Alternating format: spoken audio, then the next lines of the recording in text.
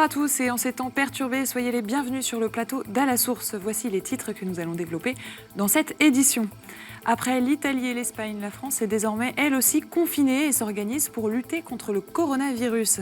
À Lyon, ce lundi, la justice a condamné Bernard Prénat à 5 ans ferme. Reportage dans ce journal. Et puis en Syrie, l'inquiétude devant la crise humanitaire est de plus en plus vive. Enfin, dans notre dossier, nous ferons le point sur le bousculement des programmes sur KTO en ce temps de crise sanitaire. Plusieurs émissions sont supprimées. Nous mettons tout en œuvre pour vous proposer des temps de prière et vous rejoindre chez vous malgré le confinement. Pour en parler, nous retrouverons juste après le journal Philippine de Saint-Pierre, la directrice de notre antenne. Et nous ouvrons ce journal en France. Le président de la République, Emmanuel Macron, a annoncé ce lundi toute une série de mesures pour lutter contre le coronavirus. Comme les Italiens et les Espagnols, les Français sont désormais eux aussi confinés chez eux. Pour les chrétiens, cela implique aussi de nombreux changements, notamment en cette période de carême. Les messes ont été suspendues et les communautés religieuses doivent s'adapter pour exercer leur apostolat. La COREF, la conférence des religieux et religieuses de France, a indiqué plusieurs mesures à mettre en place dans les communautés. À Poitiers, plusieurs sœurs de la congrégation romaine de Saint-Dominique ont accepté de témoigner. On les écoute. Alors, on en est au tout début d'une période qui sera peut-être longue. Le premier réflexe qu'on a eu en communauté, c'était de tourner une petite vidéo pour donner de nos nouvelles à nos sœurs qui sont un petit peu partout en France, qui sont dans des EHPAD, des sœurs âgées, et inventer une manière de communiquer avec elles et de trouver des lieux de créativité pour se donner des nouvelles. Pour moi, c'est un moment d'intériorité et en même temps de pouvoir comprendre les personnes qui sont en situation difficile dans les pays de guerre et qui ne peuvent pas sortir de chez eux, qui ne peuvent pas aller ailleurs et qui sont obligés de se cacher, de rester sur place. La première personne à laquelle je pense, c'est sœur Micheline, dominicaine, qui vit dans une EHPAD loin d'ici. Je la vois habituellement toutes les semaines et donc cette fois, je lui téléphone tous les jours. Je suis admirative de la façon dont elle nourrit sa vie spirituelle et aussi de son sens de l'humour dans ces circonstances. Et alors moi, je vais essayer de vous dire ce que je fais tous les soirs, c'est-à-dire de prendre cette prière d'accompli. Je la dis, Seigneur, veille sur cette maison. C'est une prière d'accompli. Veille sur cette maison, prends en charge ceux et celles qui l'habitent, et puis que tes saints anges nous gardent dans la paix. Voilà, donc nous ne sommes pas dans la grosse angoisse, quelques-unes ont de l'inquiétude, mais on se serre les coudes et on est bien ensemble. Autre réalité, les personnes âgées n'ont plus le droit aux visites ni aux sorties depuis déjà plus d'une semaine. Une situation qui implique de trouver de nouveaux moyens pour ne pas rester complètement isolés. Nous avons contacté la congrégation des Petites Sœurs des Pauvres qui s'occupe des résidents d'une EHPAD à Amiens. La supérieure mère Isabelle nous explique en quoi le personnel soignant organise différemment son quotidien, même pour la messe. Comme on avait 2 prêtres résidents, on a pu continuer à célébrer l'Eucharistie à 11h, comme on le fait chaque jour. Et depuis les mesures de confinement là, beaucoup plus strictes hier soir, en fait, un prêtre âgé qui n'est pas très loin, qui venait occasionnellement célébrer la messe, va rester avec nous. Les professionnels dans la maison continuent à venir travailler. Donc là, c'est un élément positif parce que les résidents, ils ont autour d'eux des personnes habituelles qui les accompagnent dans le quotidien de la vie. Ce qui manque forcément, c'est les visites des proches, des familles. Donc on a pas mal d'appels de certaines familles où on aide vraiment à communiquer avec les résidents parce que certains, ils ne pourraient pas téléphoner d'eux-mêmes, par exemple. Et puis, ça n'aura pas échappé aux parents. Depuis ce lundi, les établissements scolaires sont bel et bien fermés pour éviter la propagation du virus. Nous sommes allés rencontrer la directrice de l'école Notre-Dame de France à Paris. Des cours à distance ont été mis en place, mais l'école accueille toujours quelques enfants, ceux du personnel soignant. Reportage Zina Desmaz. Les cours sont annulés depuis lundi à l'école Notre-Dame de France, dans le 13e arrondissement de Paris. Mais un service minimum est assuré pour les enfants du personnel soignant, suite à la demande du gouvernement. À 8h30, la directrice accueille les 5 élèves de la journée et prend leur température dès leur arrivée. Ils sont ensuite répartis, les primaires rentrent en classe et les maternelles commencent avec du sport. Allez, c'est parti, on y va. Allez, regarde ce que tu fais, Paul. Isabelle Jean, enseignante en classe de CM2 en temps normal, fait des roulements avec ses collègues pour assurer ce service minimum. Elle a adapté le programme de primaire. En ce jour de Saint-Patrick, la professeure d'anglais lui a conseillé des activités. Les enfants, eux, y voient des avantages. L'avantage, c'est qu'on n'est pas beaucoup et qu'on peut faire de la trottinette dans la cour de récré. Il y a plus de récréation. La récréation est plus longue. Oui, on a beaucoup de devoirs, mais aussi on sort longtemps, mais après on ne travaille pas beaucoup.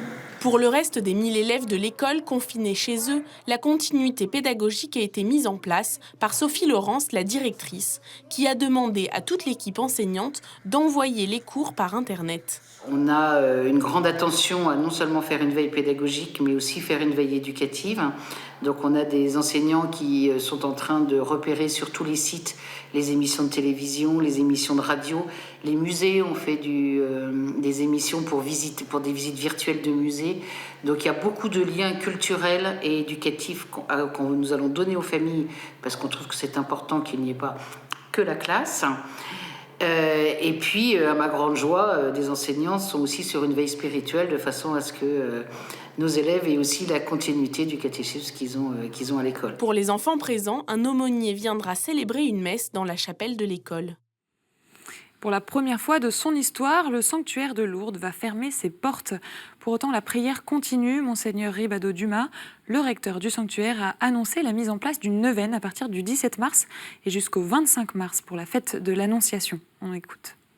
Frères et sœurs, comme vous le savez peut-être, depuis aujourd'hui midi, le sanctuaire Notre-Dame de Lourdes est fermé au public. Mais déjà, depuis plusieurs jours, les prêtres, diacres et religieux du sanctuaire assurent une prière continue ici à cette grotte du matin au soir, parce que Lourdes, avec ou sans pèlerins, demeure un des poumons vivants de la prière au cœur du monde. Dans 9 jours, nous célébrerons la fête de l'Annonciation.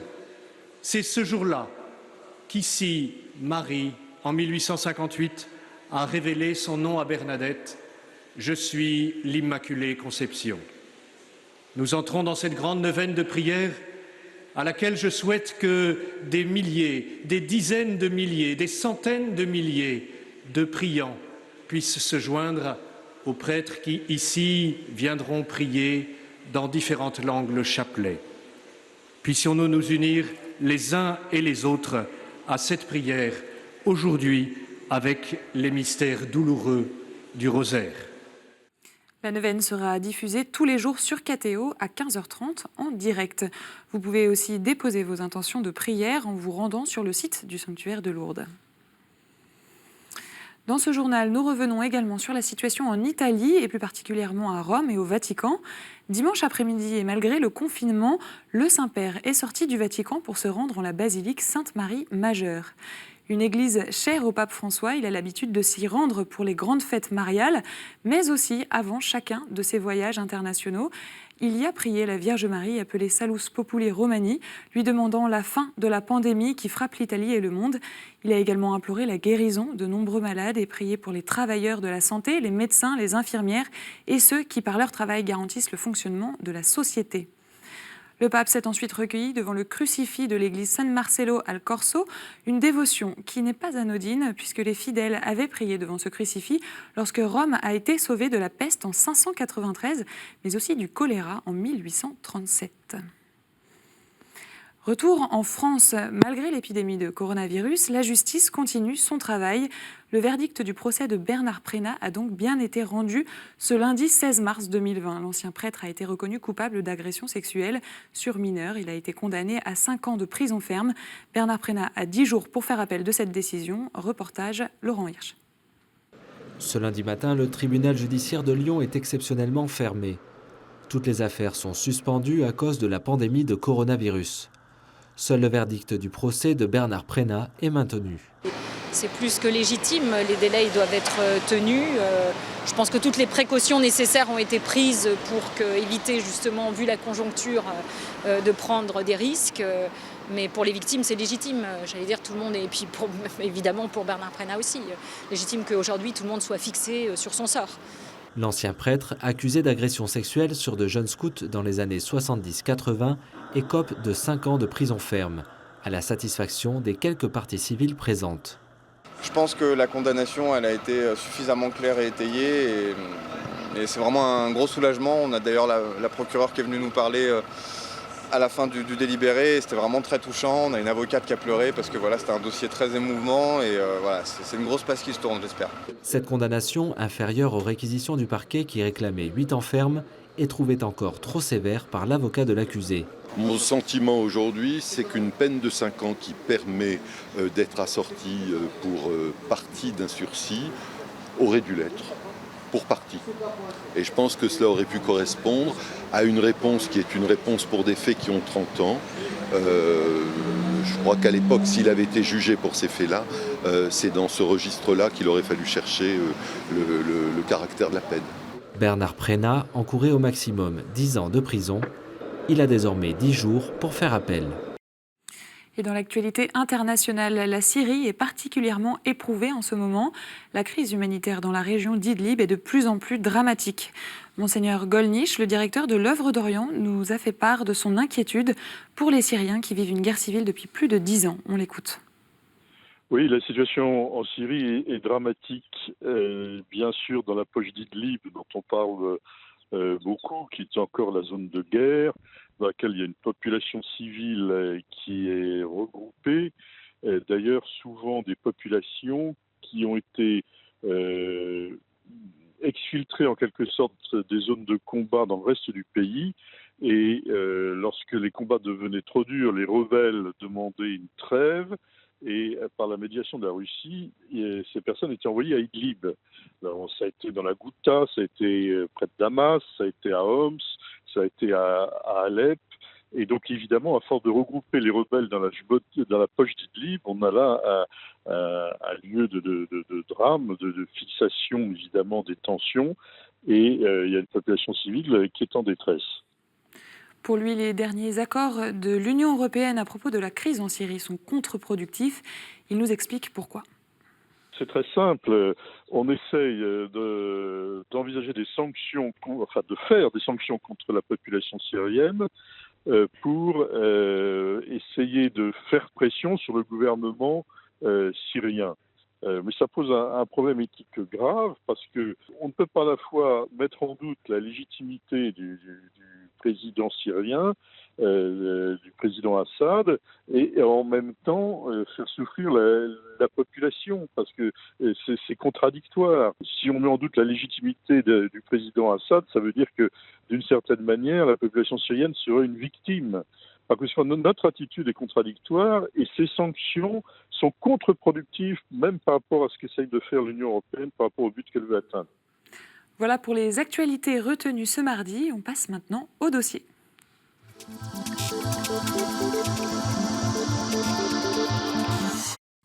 Et dans notre dossier, nous retrouvons Philippine de Saint-Pierre. Bonsoir Philippine. Bonsoir Marguerite. Alors vous venez nous parler dans cette émission de l'adaptation des programmes de KTO en cette période de confinement. Une première question. Depuis l'annonce de la suspension des messes, le rôle de KTO en tant que télévision catholique devient différent. Oui, c'est la première chose qu'on a notée, avec tout de suite beaucoup de réactions de gens qui s'informaient pour savoir est-ce qu'il était possible de suivre des messes à la télévision, comment faire, comment participer aussi à la prière, des courriers, des appels, et puis aussi même des questions de prêtres, parce qu'on a vécu ça en plusieurs étapes. Il y a eu l'interdiction des grands rassemblements, puis des messes du dimanche, puis des rassemblements même plus petits, et donc aussi des prêtres, des curés notamment, qui appelaient en disant est-ce qu'il y a des indications que je peux mettre sur la porte de l'église, voilà. Et puis maintenant, ces mesures de confinement, bien sûr, la télévision, c'est un moyen de nous aider à nous relier. Ça ne remplace pas la communauté physique, ça ne remplace pas le fait d'être ensemble, mais c'est un moyen de nous relier et d'élargir l'espace de l'attente pour la célébration de la messe et des temps de prière. Alors justement, vous parlez de la prière, ça a été un choix assez fort de la chaîne de mettre au centre la prière. Pourquoi avoir fait ce choix ? Oui, d'abord très rapidement, comme il y avait cette demande de célébration eucharistique, d'ordinaire sur KTO, il y a la messe le vendredi soir, le samedi soir, le dimanche soir. On a choisi là, pendant cette période singulière, de proposer une messe tous les jours avec plusieurs concours, celui des chapelains de Notre-Dame de Paris qui célèbrent chaque jour à Saint-Germain-l'Auxerrois en fin de journée à 18h15, avec aussi la décision du pape, qui célèbre tous les matins dans sa chapelle à la Maison Sainte-Marthe et qui a choisi, avec Vatican Media, de télédiffuser la célébration du matin depuis que l'Italie est confinée et d'autres pays dans le monde aussi.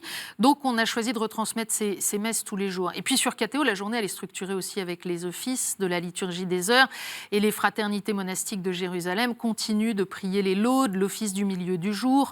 À Notre-Dame, avec l'équipe de Notre-Dame à Saint-Germain-l'Auxerrois, on continue de prier vêpres, et donc tout cela est retransmis. Et puis on l'a vu dans votre journal, il y a cette grande neuvaine à l'Immaculée Conception qui a débuté ce mardi au sanctuaire de Lourdes, et chaque jour le chapelet avec cette prière spéciale encore plus intense, et à partir de jeudi de cette semaine également, chaque jour une messe à 10h depuis la grotte. Le sanctuaire est fermé au public, mais le fait de prier en regardant cette grotte qui est tellement importante, non seulement pour les Français mais dans le monde entier, ça a aussi du sens, c'est aussi le rôle de la télévision.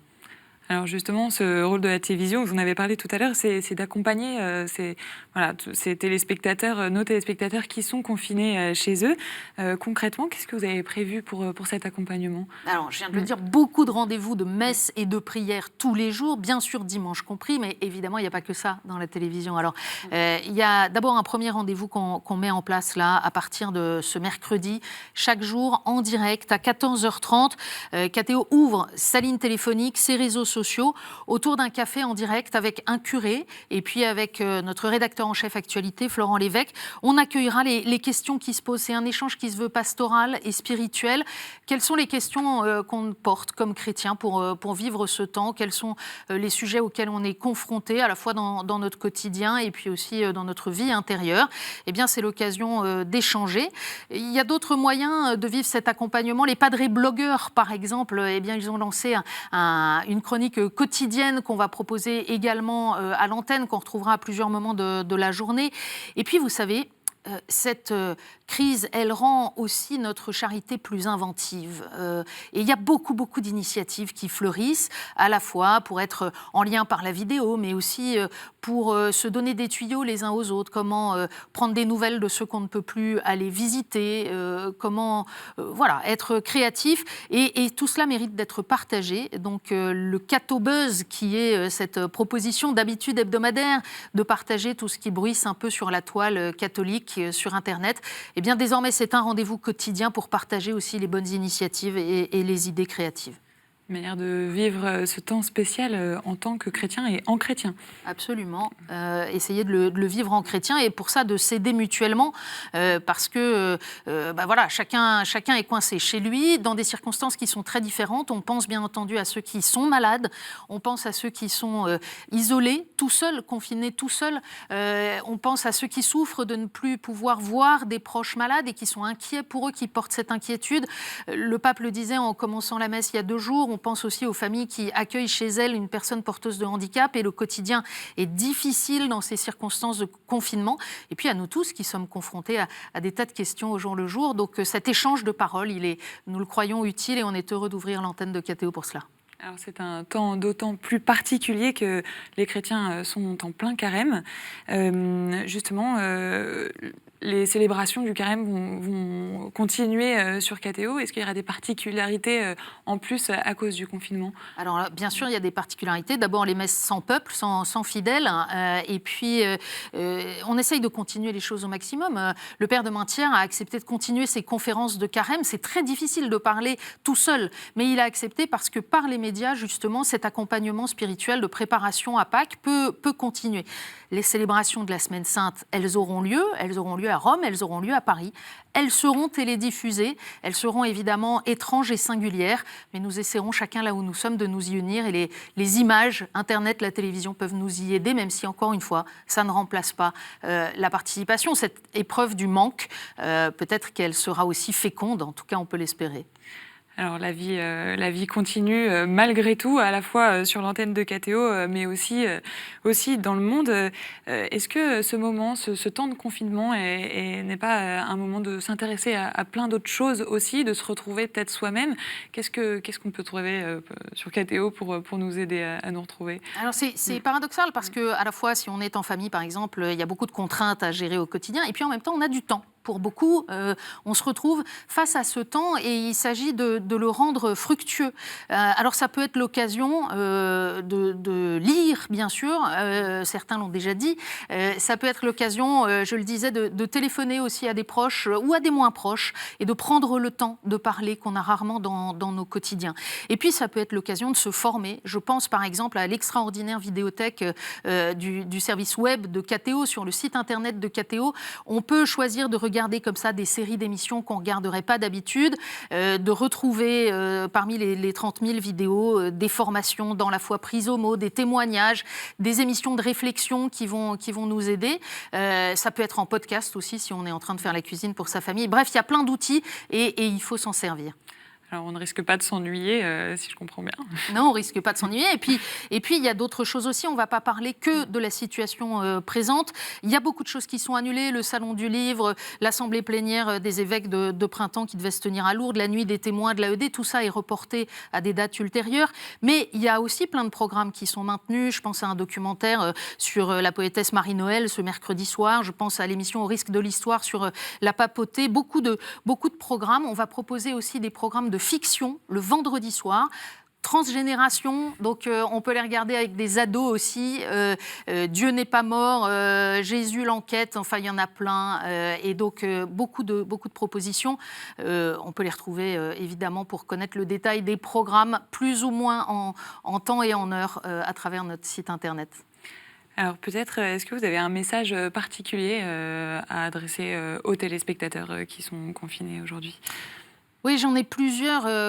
J'ai repris un peu le « s'il vous plaît »,« pardon » et « merci ». D'abord, s'il vous plaît, soyez prudents pour vous et pour les autres. Soyez responsables, protégez-vous. Et puis, profitons de ce temps pour vivre ensemble une charité plus inventive, plus créative dans les contraintes que nous vivons. Et puis aussi, concrètement, je suis obligée de vous le dire, en aidant KTO qui ne vit que de dons, c'est important aussi. Pardon pour les déprogrammations, pardon parce que votre journal des programmes n'est pas à jour et le numéro suivant ne le sera probablement pas non plus. Vous l'imaginez bien, on s'adapte en temps réel à ce qu'il est possible de faire aussi et on compte naturellement sur votre indulgence. Pardon donc pour tout ce qui ne sera pas parfait dans cette période. Et puis merci. Merci d'abord à tous ceux de l'équipe qui se mobilisent pour continuer à faire vivre ces programmes particuliers, pour continuer cet accompagnement. Et merci à vous tous qui nous envoyez des messages d'encouragement. Merci beaucoup Philippine d'être venue sur ce plateau pour nous mettre à jour des nouvelles actualités de KTO. Et merci à tous de nous avoir suivis. C'est la fin de cette émission et vous l'aurez compris, c'est notre dernière émission avant au moins 15 jours. Vous pouvez retrouver tous nos programmes et nos nouveaux programmes sur notre site internet www.ktotv.com. N'oubliez pas non plus de réagir sur les réseaux sociaux. Vous pouvez nous suivre également sur notre chaîne YouTube et sur Facebook. Je vous souhaite à tous un très bon confinement et espère vous retrouver le plus vite possible. En attendant, très bonne soirée sur KTO.